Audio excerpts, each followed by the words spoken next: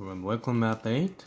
Today we are basically concluding one of those calculations that involve with rate. Today we're using a bunch of textbook scenario or word problem example.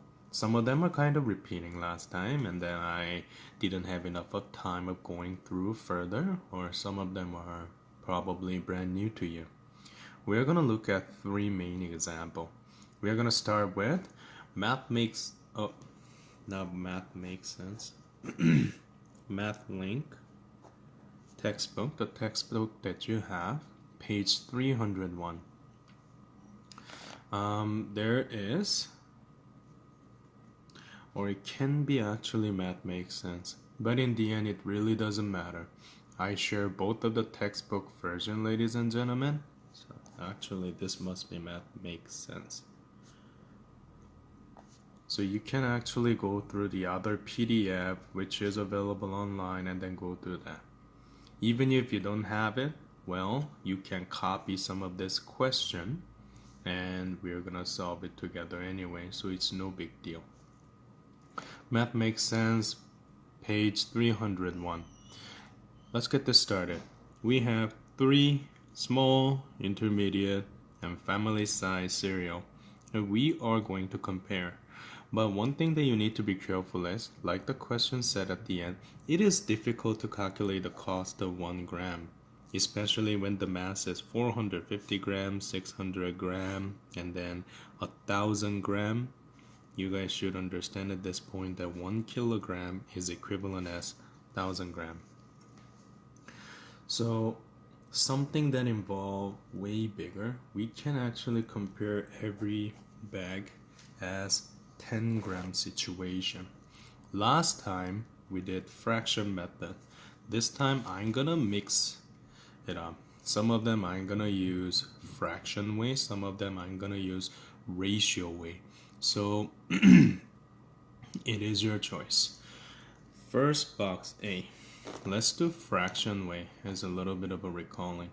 Fraction way can be easier for some people because it is the exact same method that you have been dealing with in rate situation. 1 unit, in this case money, goes up here, $4.69 divided by, and the mass that you have, 450 gram. That is equal to. When it comes to the question unknown variable, that is the cost at the very top. I'm gonna call it A. We don't know how much money that is cost, 400 gram. If you're using this fraction method, then you have a two choice. One way was opposite operation, and another method is known as proportional reasoning.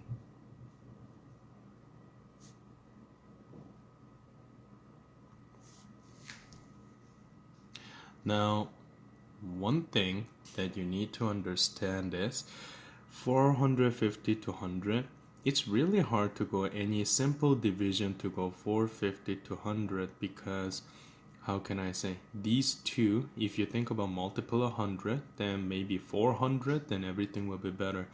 But right now, 450 and 100, it's a little tough to do because it's a decimal multiplication. So the best way that you can do for this specific example is applying opposite operation to isolate A.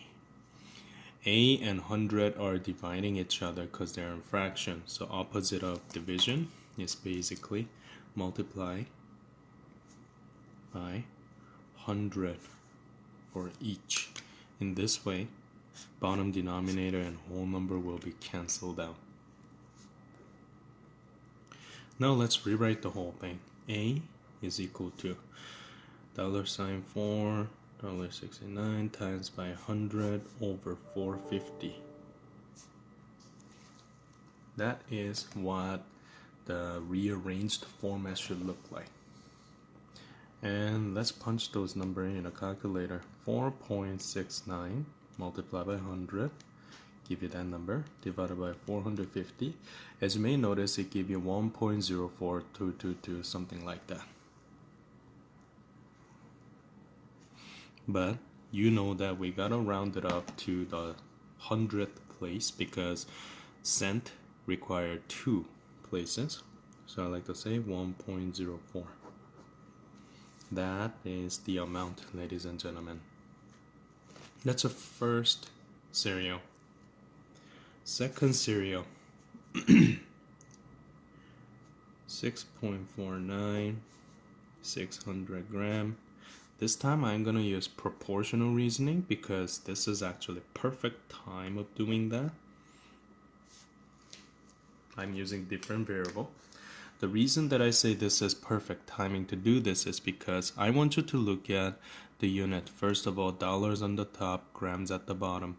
If I look at the relationship from 600 to 100, well, it's not multiplication because the number going down, so it is division.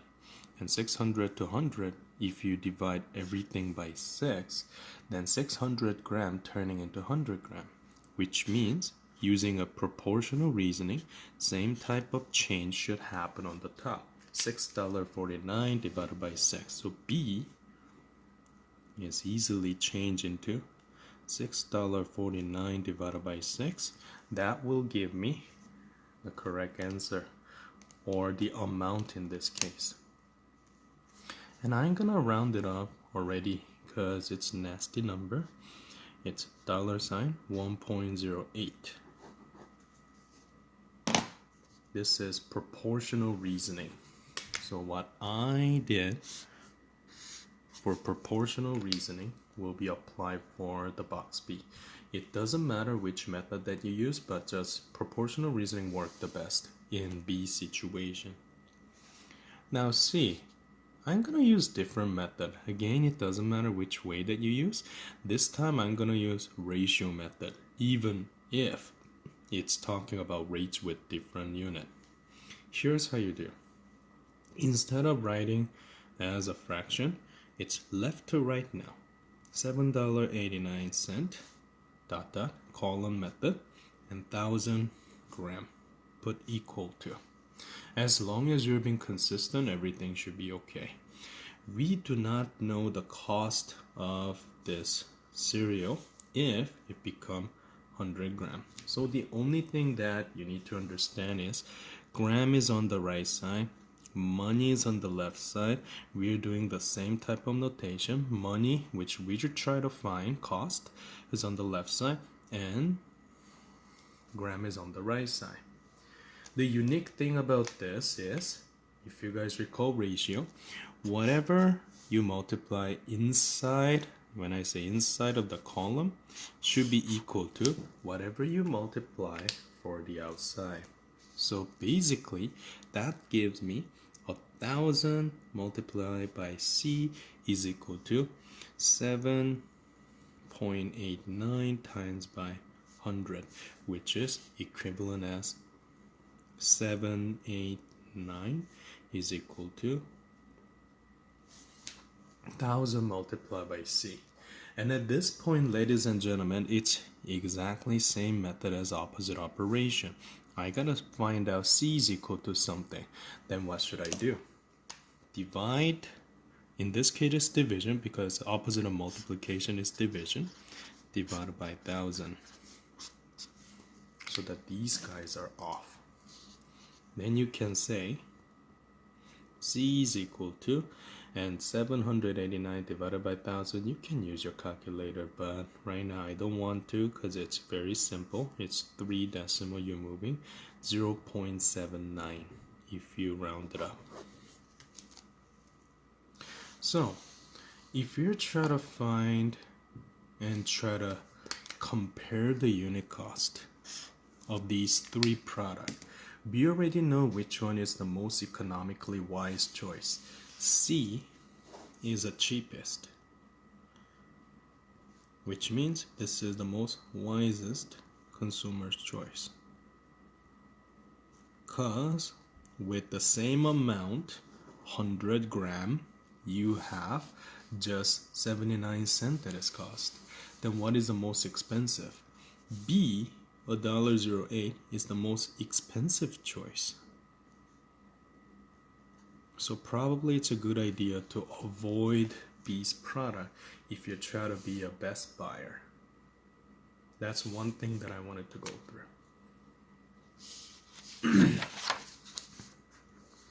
The next example, we are doing something new. We are doing some kind of salary.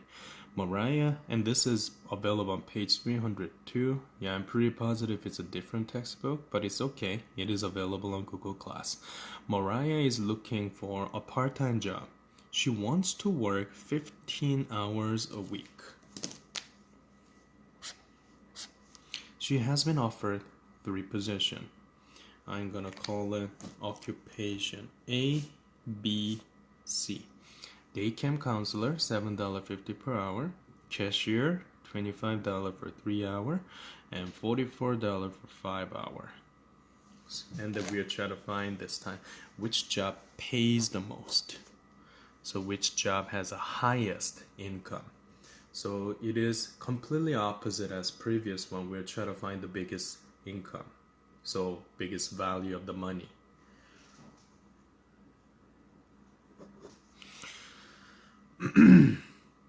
And then B is how much you will get in a week, in 1 week. So we're going to find out these 2 questions actually together, because I know you can make it per hour for everything and compare, but in a week she like to work as 15 hours. So we can decide what if this day camp counselor, how much she earned for 15 hours, cashier for 15 hours, library assistant for 15 hours, something like that. So let's get this started. The first one, day camp counselor. Let's use what we just did, which is basically using ratio method. It doesn't matter whether you put $sign on the left one, but I like to always go left to right.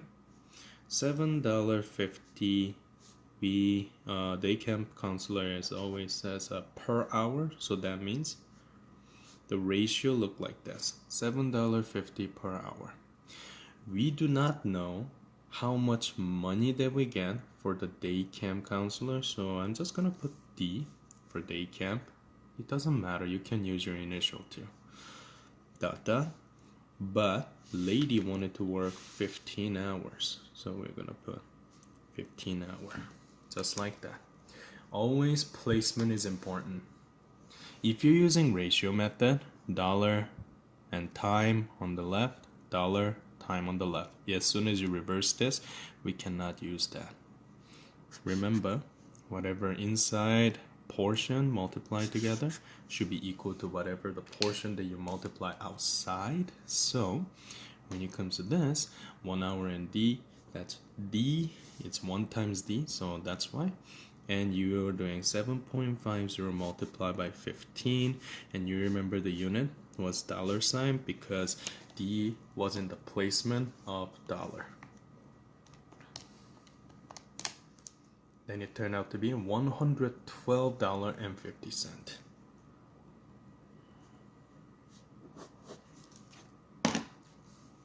That's one of the way. Other part, cashier. If you think about cashier part, can you see that there can be a good relationship between 3 hour and 15 hour? Because 15 is multiplication of 3. It is a good idea to just use proportional reasoning for this one. I'm going to prove it to you why. Proportional reasoning, again, order doesn't matter, but money, I like to put it on the top. That's what society uses the most too anyway. And cashier, we don't know how much money she will earn, but she want to work 15 hours. The reason I say proportional reasoning will be perfect for this is because 3 to 15, first of all, number is increasing, so it's not division. It must be multiplication by 5. 5 times 3 is equal to 15. Whatever this change, you gotta do the same thing for the top number. So 25 multiplied by 5. And as soon as you see this relationship, go with proportional reasoning then, because C is equal to, and you don't need to do any type of reverse operation. You just need to multiply by that, which is 25 multiplied by 5. It says it's 125. It's just me, I like to put cent place too if it's money. As you may notice, B work is bigger than A work. C, I'm gonna use proportional reasoning for this one too. Same rationale. Money, $44 for 5 hours.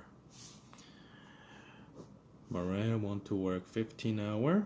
And for library assistant, which I'm gonna use L. Generally we use lowercase l, but lowercase l look like 1 or I, depends on how you write it. So in any case, I put this relationship on the left and right. The reason I would like to use proportional reasoning is because 5 to 15, the relationship is multiplication and is multiplied by 3. So if I do the same type of change on the top number, then you will have everything given. So L is equal to $44 times by 3, and that is 132. So if I compare every single thing, this is the order. A earns the least, followed by B, followed by C. So for Mariah, which job will be paying the most? Well, library assistant will be the one that has the most income. So that answered the check A. And another thing, how much will she earn in 1 week? Well, we found that she will earn about $132 if she works as a library assistant. That's what you can do.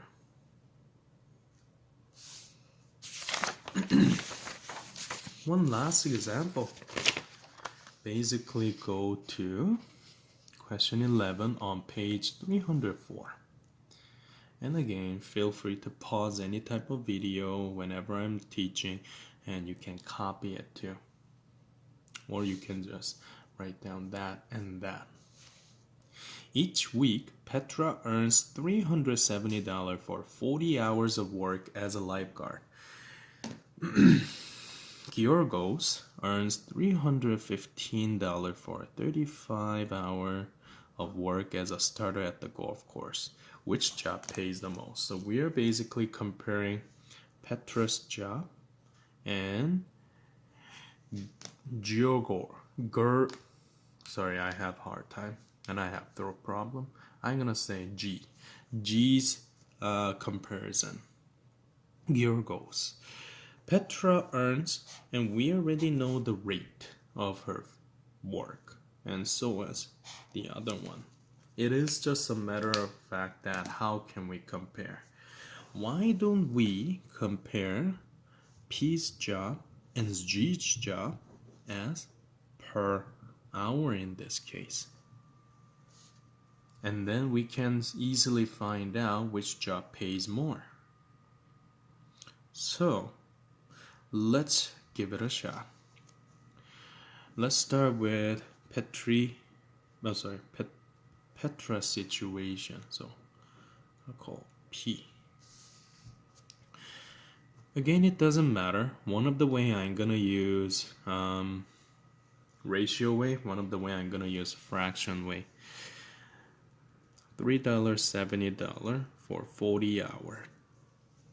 We decided, why don't we compare as a per hour situation? So that's 1, and on the top we don't know X. Why not? Or you can use P if you want.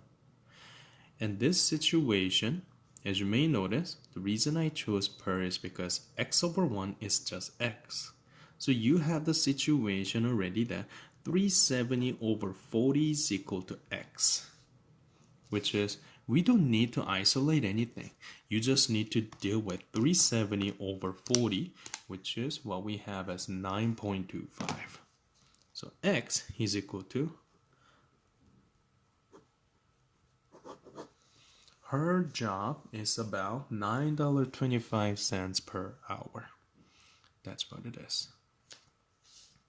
On the other hand, let's look at G, Georgos situation. Georgos earn 315 for 35 hours. We do not know his payment, but we know that it's per hour is what we're looking for.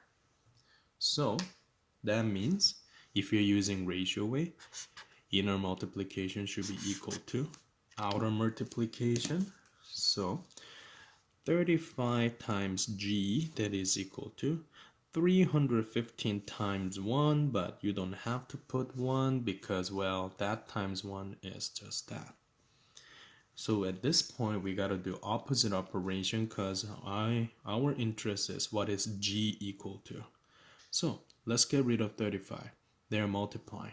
So opposite of that is dividing. So what you need to do is 315 divided by 35. And that gives you $9.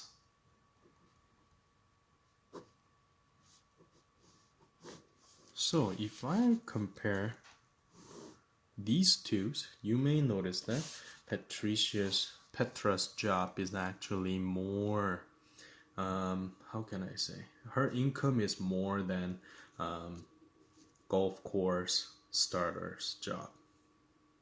And that's something that you want to justify in here. Would you take the job in part A instead of the other job? Well, if you just purely look at the money part, lifeguard seems pretty fair when it comes to just the money part. But who knows, when it comes to benefit, health risk, that's where math can only talk about the number. You need to think about society and social perspective when it comes to that. Or personal value. Am I risking the money or am I risking my life for the money? That's different, right? That is today's lesson, ladies and gentlemen. Please work on the homework question that I'm posting now.